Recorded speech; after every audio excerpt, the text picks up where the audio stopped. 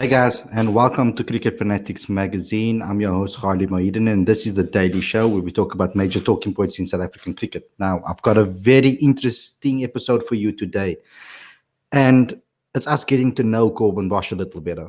Now, we haven't had him on the channel quite yet, and we were always trying to have the right moment and pick the right moment on when we're going to have a chat with him. But I thought with him being back in training and him being one of the future stars that this country has currently in the all-rounding position, I think that it was the perfect time for us to speak to him now, learn his story, hear what he has to say, get to know what he is thinking behind the game. But I also thought it would be the perfect time right now with all the turmoil that's happening in South African cricket to have a positive spin and learn some lessons on how we can take this game forward. Now, Corbin has some amazing insights into his time when he left South Africa to go play in Australia. And he's brought some of those lessons in this amazing interview that we have with you that's coming up next.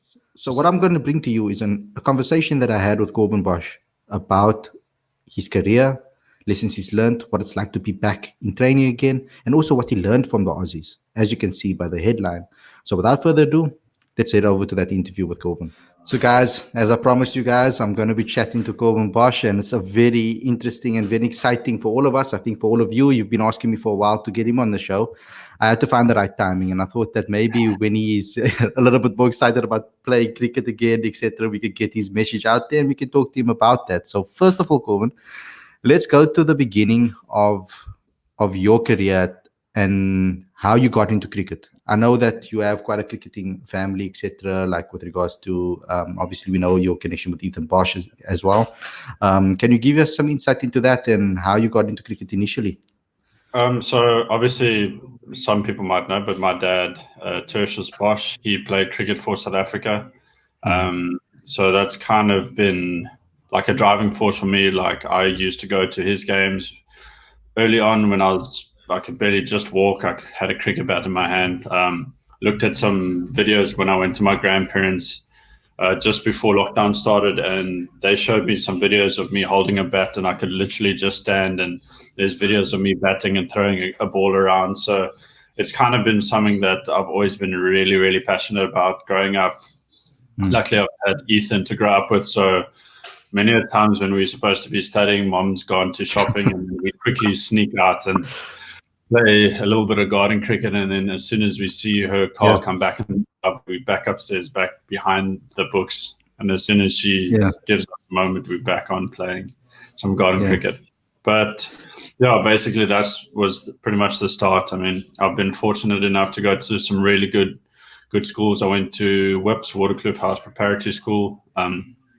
And obviously that's where like things start, and then went to Pretoria Boys or Whips. I was more a batting all-rounder, would open the batting and bat 5 or 6, wouldn't bowl too much, to going to grade 8 to Boys High. Then all of a sudden I opened the bowling and I bat 9. So it was quite a weird change, but I kind of embraced it. And then, like throughout schooling, was fortunate enough to make first team cricket and hockey in grade 10.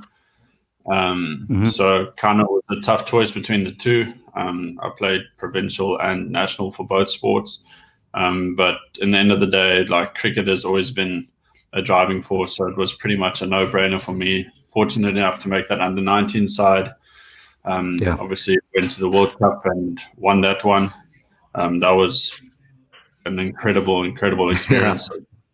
Definitely one of my high points in my career thus far. And then from there, took a little gander across the ocean, went to play cricket in Australia for a little bit, which was fantastic for me. I don't regret it for a moment. I think I learned a hell of a lot in my game because of that experience. And then I came back, and then was fortunate enough that I knew the Northerns coach, and he asked where I was, and he knew that I was back, and we kind of kicked off. And then next thing, I'm in the Titans setup.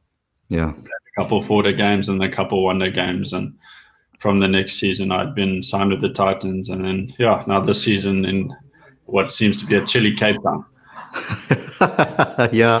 So because this is major talking points in South African cricket, and we know that cricket is the answer to taking us forward. This guy, like I had a conversation with Dave Callahan, and he explained to us that this game is bigger than everything. So with regards to all the turmoil that's happening at the moment, cricket is the way forward. And it's so good that I'm chatting to you guys because we're talking about our future stars being back in training again. And that's the headline of this particular video. Yeah. So I want to ask you maybe some lessons that we can learn. You can give some insights to the fans. That move when you went over to Australia, what did you learn that you could bring back and teach the guys over here in the local arena? Their brand of cricket is completely different to ours. Like we are, like I think as a nation as a whole, like we're quite conservative. It's just like I went across and I'll never forget I was playing because we played 2-day cricket there, and we needed like 20 runs, 180 runs in 20 overs. And like here I'm in a 2-day game and I'm thinking, okay, guys are going to be back. Like this is like, what are we doing? We're wasting our time like playing some more cricket. Kind of like I said, on that conservative side. And then my team came up to me and was like, no, we're definitely going after this. And I'm saying, I sat back and they're like, we want you to bat 3 because I'd scored like 80 odd like early in the day. They're like, yeah, we want to push you up. And I'm like, I'm not sure. Like I can't see there being a result. I know we play a lot of T20 cricket, but it's a club field, club ground, and like now as many people can be on the boundary as you want as soon as you start to slop. And then the guy's like, no, we can do this. And we ended up being like 4 runs short. Like, wow. I sat back that afternoon. I was like, okay, their will to win is greater than, like, they don't settle for mediocre. They push all the time. They graft really hard, and they're very aggressive in their nature, the way they play their cricket. So they always want to take it to their opposition, which you can see it in their national side, which, like, I know I was a part of it filters down all the way down into their grade system. Like, these guys come out and play shots. I bowled to 16-year-olds and I was bowling pretty quick at the time. These 16-year-olds looked like they were comfortable, and I stood back and I was like, if I have to bowl to a 16-year-old here, like, he's gonna like crap in his pants. Where they embrace it. The guys come out, they play shots, and it kind of like put things into perspective. Like, these, like, they know what they're doing. And they keep in charge of the game, and they're really, really confident in their games. There's no doubt there. So it's one of the things, like, I'm still trying to get over, like, because everyone doubts themselves a little bit here and there, where when you that side, you don't get that sense. Like, they're just like, yeah, we're going to do this, or we can get out of this situation, no problem. Like, it's fine. Like, don't panic. And that's one thing I kind of like trying to keep embracing, trying to learn myself as a cricketer, to keep embracing that fact. Because, I mean, like, the way, like, it's interesting because, like, there's some parts of our cricket that I think are still better. Like, we can come back from, like, Proteas seem to come back from everything. Like, any situation, the Proteas somehow find a way where they get on the front foot early. So, like, if you mangle the two, I think it's a proper powerhouse combination where you can hit them up front. You can, if you're a little bit down, you know you're going to come back from behind. And they just that overall control of, like, the situation or what's going on. Like, that's one of the bigger lessons, and just, like, patience and just eyeing out, like, what is the right situation. Like, it takes a bit of time. Like, you need a lot of practice and a lot of game time to realize, okay, this is a good time to push. This is a good time just to settle down a little bit. But all in all, I think, like, just their mindset and the way that they play their cricket is just aggressive. There's no doubt they play fearless cricket, and they still enjoy it. And that's one thing I've definitely brought back this side is, obviously, I was still trying to learn that fearlessness, because there's still like, if you do badly, you might not play the next one, sort of thing, where they just play like, I don't care.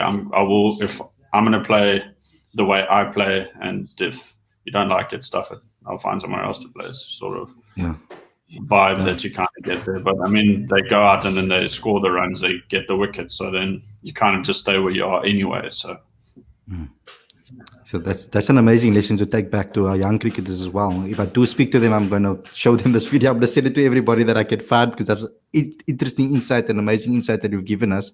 So obviously we know your switch, and I know a lot of Cobras fans were delighted personally that I've interacted with when they heard that you're going to sign with the Cobras, because you offer a lot with the bat and with the ball. And you spoke about it, the switch, when your batting was first the priority, and then and you were asked to bowl later on. What is the priority for you? Do you see yourself as someone that can rather bat higher up and then bowl, or do you see yourself more as a bowling all-rounder? How do you classify yourself? What role would you like to play? Bowling all-rounder is what I like. I mean, I love to bat. I mean, guys in the nets know I love to bat. I like to hit the ball, but like my job is to bowl, and I like to bowl pretty quickly, or try to bowl as fast as possible. Like for me, that's my job. That's how I've seen, like, the bowling does take a hell of a lot out of me, because I will give 150%. It might not go according to plan, but I'm always going to give everything I've got.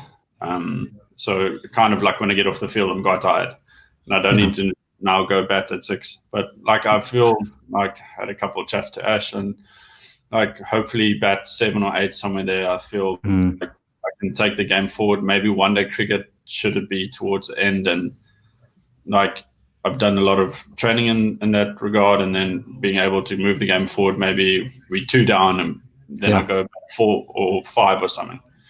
And instead of maybe just hanging back and then only bat when there's like 10 balls left, maybe go a little bit earlier and that kind of thing. But predominantly my role is to bowl, and for me to bowl as fast as possible. Yeah. So I think it's quite a versatile combination that you guys have with Onke over there and Jason Smith as well. It's all-rounders, batting, bowling, all-rounders respectively. So it's a nice little group that you guys are building over there. And guys with the right mentality is very important, because obviously you're slotting into a young side and have to be one of the seniors straight away. How is that settling in been? How does it? Okay, can you compare the two maybe? What it was like at the Titans and why it's different to what you've learned now at the Cobras? I know you've only been a little bit in training now, and Carl mentioned that you guys are in groups separately at the moment. You're not all together maybe as a team yet, but how have you settled in? Has it been easy for you to get into that culture? Yeah, I mean, like, I think there's a good common goal. I mean, with all teams, I know we haven't had huge chats about it, obviously, because ideally you want everyone in a room to discuss the culture and like their goals and stuff. But I think like as a group, like I fit in nicely. I mean, it's a lot of guys I've played against, and like you now eventually actually getting to spend time with them off the field and actually understanding them for who they are as people. Like a senior role, I don't know. I'm kind of just at the moment just trying to see where I fit in. There are a couple of senior guys bowling wise. Might be one of the older ones, or one of the older guys, but I'm still technically very young when it comes to my cricketing career as a whole. So I still see myself as a youngster. I mean, at the Titans, I was very, very young. The group was just a little bit older, and obviously there's a lot of Proteas there, so there's a lot of information you can get there. But I mean, I think like we've got a good bunch of guys that we're working really, really hard. I think with all the work around, and like the guys are still getting up when they need to get up. We're training when we need to train, and we're doing all the right things. And as a unit, I think we're starting to gel quite nicely. I know we've been in separate groups. I mean, there's a couple of guys that I haven't even seen yet. Just because we're so like separate. But I think like the way we're going about our training and stuff has been really, really good. Yeah. Is there anybody now that you're looking at in a dressing room and you're like, yo, I'm so happy that I'm bowling against them and that I'm playing with them now, not bowling against them? Yeah, well, I mean, it can go both ways. Now I have to bowl to Aiden, who's basically my best mate. I'm not looking forward to that. But I mean, I don't have to bowl to Yanaman, Peter, Carl. Like those guys were tough to bowl to. I mean, the list goes on, but these guys were Zubi. They're tough to bowl to already. So now I get to bowl to them. But one problem gets solved. But now I've created another one where I have to bowl to the likes of guys like Dean and Grant Thompson and Aiden. That list just grows. So but at least a little bit of insight. I still need to get Aiden out somehow, but the rest of them I can find a way. Yeah, so I mean, Aiden is a big very popular on the channel as well. He was on the channel with the On Lockdown series before. What is it that was so special about Aiden Markram when you were playing with him through the careers? Obviously, he spoke to us about how he got into that S19 side, initially not making the cut immediately, and then obviously Ray Jennings playing such a massive role in him actually getting the opportunity. What made him such a powerful captain, such a powerful leader, and or not necessarily the captain in the Titans at that time, but I mean, he has those leading qualities, and you would have experienced it in that World Cup as well. Yeah, well, I mean, I've played cricket with him since grade 10, and we've been pretty much like this ever since. And like, he's just got those qualities that, like, he gives you, like, he kind of like guides you, and he gives you like what you want. So he's very like open, and he's very open to ideas. He's very understanding. He'll let you try something before. Like, if that plan doesn't work, then he will go into something else. Then we'll be like, okay, let's think of something else. But he's very good, and like, he's so understanding, and he's actually so easy to get along with. He pretty much gets along with anyone. I don't think anyone's got a bad thing to say about him. But I mean, it's true to the character that he is. He's probably the most humble and genuine human being that I know.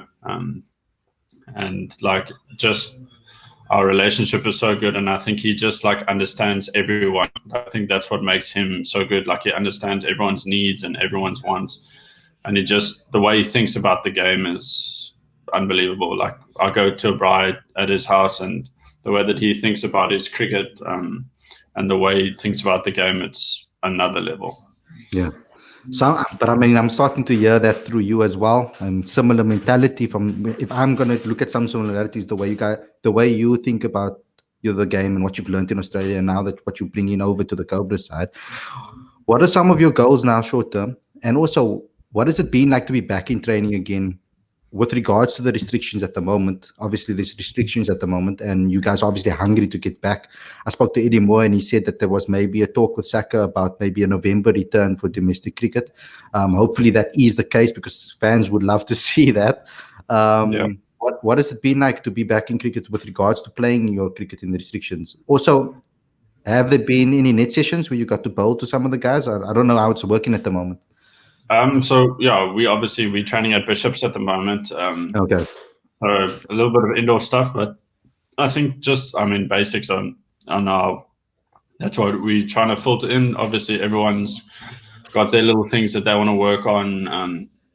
A little bit of guidance from the coaches, but I think for now, like, we've done pretty basic stuff. Nothing too hectic. Like, batters, we've got a lot of all-rounders in our team, especially I can see from all our bowlers also want to bat by the looks of it. Guys are hungry to hit balls. They don't want to bowl many, but we clearly want to hit many.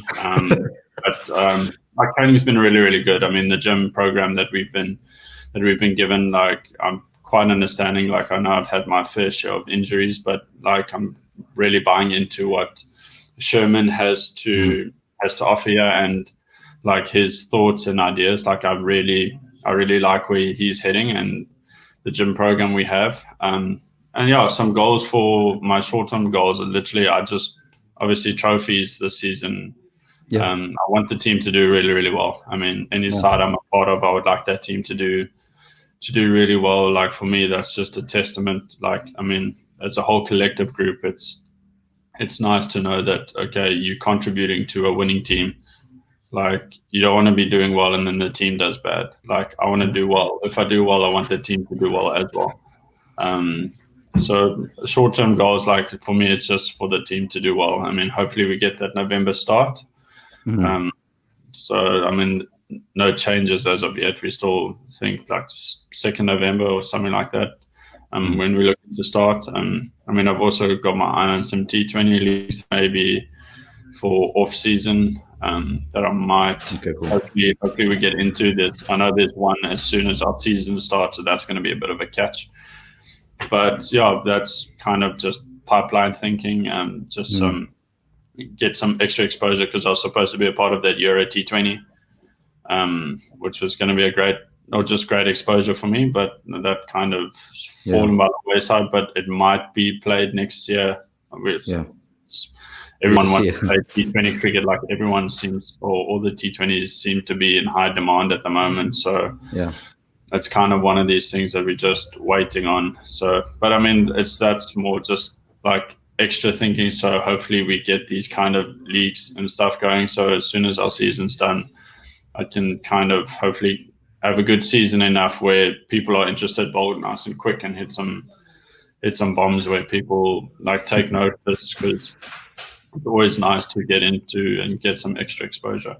Yeah, that's the nice thing about the Cobra setup in the squad. It's so adaptable to the different formats. It's quite amazing. It's quite in depth.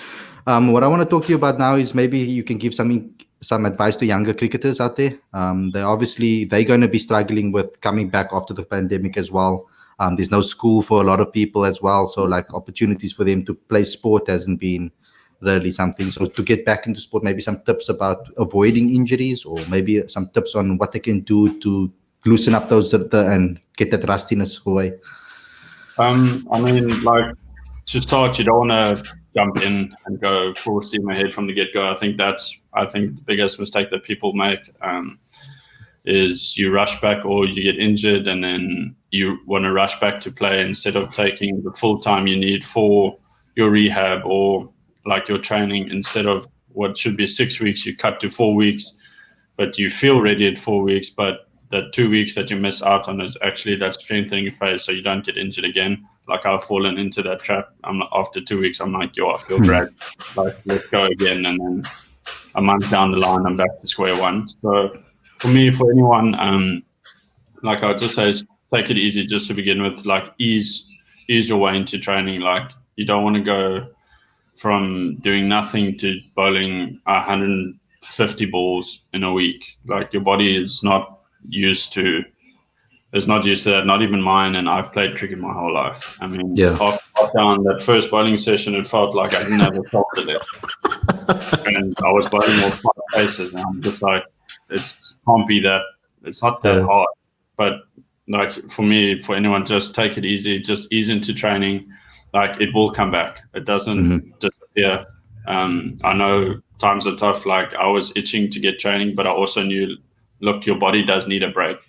And I know for young people that just want to play, there's basic stuff that you can do, like body workouts at home, like a lot of stretching. I think stretching is really important. It's underrated. Recovery is important. Even if you do some body weight stuff, like, it is important to get your recovery in. I think that's what people also take for granted. They think, okay, I've gymmed, no, that's that.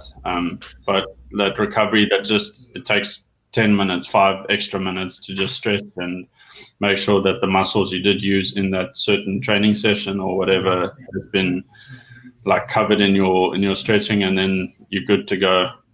And just wait for the next day. And I mean, there's obviously ball drills you can do at home if you're a batsman. There's wrist work you can do at home. So when it does come to time when you can train, I mean, some people have a back garden, some don't. So it's obviously some people are more fortunate than others, but there's ways around it. Like, you can do wrist training, and all you need is a tennis ball. So you don't need to have everything. You don't need a net in your back garden. I don't even have one. I've got a golf course, but I don't have any. Okay, cool. So, obviously, away from cricket, it's very well known that the Cobra setup or the Cobra squad are massive football fanatics. We know about Ashwell being a Liverpool supporter. Yeah. We know about Jason being United. Do you support any football teams, and who do you support? Arsenal. Mainly because also. Henry from way back when. But yeah, I support Arsenal. I won't say I'm the biggest supporter. I'm just the goal stopper. Because of my hockey, I used to keep back in the day. So now the coaching staff aren't very happy when I stand at the back of the goals, and they think I don't do anything at warm up. The Titans coaches were definitely not a fan. Like, all rules were implemented as soon as I started keeping. Yeah. Especially Bouch was there at one stage, and he also wasn't a big fan of me. He's like, I got to move. He sent me out of the goals the one day, and then all of a sudden he started scoring. So then I was like, no, I'm coming back. I'm not yet to lose. Next training session, there were cones and no hands anymore. So then I was still at the back. I was like, I'll find a way. But yeah, I mean, I love to play. I played provincial soccer when I was like grade 6. Insane. But Wow. I was nothing special. I mean, Yeah. Pretoria soccer, not like the guys here can play. I've watched their warm ups, so I'll be definitely. I might lurk around at the back a little bit until I found my feet, and then as soon as my touches are back where they should be, I'll definitely be going for the Monty and learning how it's done the Lionel Messi of South Africa. Yeah, because I mean, there's also a very competitive FIFA tournament going on in the dressing room. I know that a lot of the guys want to, like the new signings as well, was Ziad and Ismail. They told me about the fact that they love a little bit of FIFA. Are you also a FIFA fan? No. So I'm a big Call of Duty. Oh yes. I've got a little clan we call it the Miser clan. We literally on every night between like during the day, like if some of the guys are busy and they do their thing, but generally our clan will come on at like 8:00, perfect time, and play till we go to bed. It's the same as me. There's like 7 or 8 of us. I know my brother's on there. A couple of the guys I went to school with, Brandon Stone, is on that. Oh, so cool. as soon as he's finished his day of golf, he'll message me like, "Come on, let's play." Yeah. I just have to get it past the misses, but other than that, as soon as it gets to that time, I kind of nudge her. Listen, it's time to go to bed. Yeah. My turn to play. So you're playing Warzone and stuff, because I mean, I also have a clan with a couple of friends from school. I'm into Rondebosch Boys, so a couple of us are together. We're also playing. We have our own clan as well, so we're playing Warzone at the moment. Obviously. Okay, cool. Also, that's awesome. So yeah, I must take some tips from you because I'm not very good. I mean, I don't know if you notice. I don't even notice how hectic those people are when you're playing Search and Destroy, for example. And there's some people that go way too much time. I mean, I research all the different gun loadouts. I try everything I can so that I can be on top, but I still get messed every single game. Yeah. It's crazy. Yeah, and the people are crazy, especially with the Search and Destroy. They get very, very upset if you. So it's quite a hectic game. I mean, I'm enjoying it a lot as well. So hopefully that they keep it. Yeah, I hope they keep it for cross-platform because I don't think I can buy the PlayStation 5 yet. So I hope they're gonna have it cross generational. And the new ones come out. I pre-ordered that as soon as that whole.